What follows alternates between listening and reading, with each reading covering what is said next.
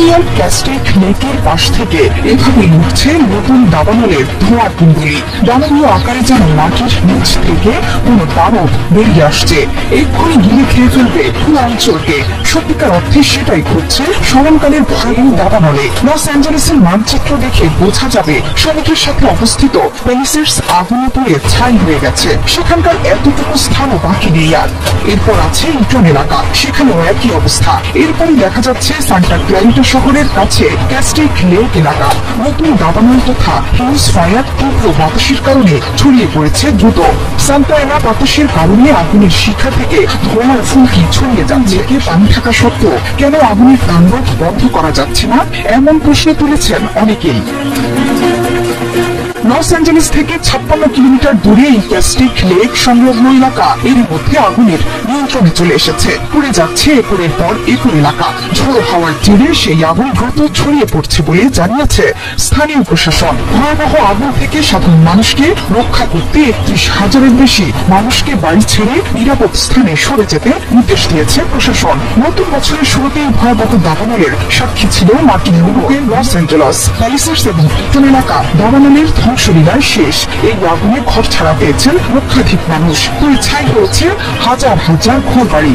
সেই আগুন নিয়ন্ত্রণে আসার পরেই লস অ্যাঞ্জেলেস থেকে 56 কিলোমিটার দূরে ক্যাস্টেক লেক সংলগ্ন এলাকায় ছড়িয়েছে বিধ্বংসী নতুন আগুন। ওই লেক সংলগ্ন প্রায় 9,500 একর এলাকায় কয়েক ঘন্টার মধ্যে সেই আগুন ছড়িয়েছে। এরপরই সেখানকার বাসিন্দারা ইমার্জেন্সি অ্যালার্ট পেয়েছেন স্থানীয় প্রশাসন থেকে।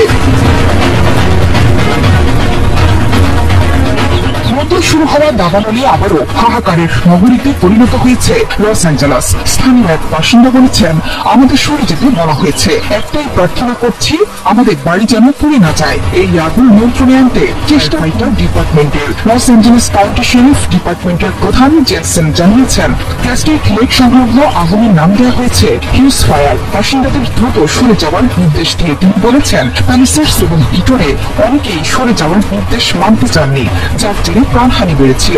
এখানেও সেই ঘটনার পুনরাবৃত্তি আমরা চাই না, সেজন্য সবাইকে নিরাপদ স্থানে সরে যাওয়ার নির্দেশ দেওয়া হয়েছে।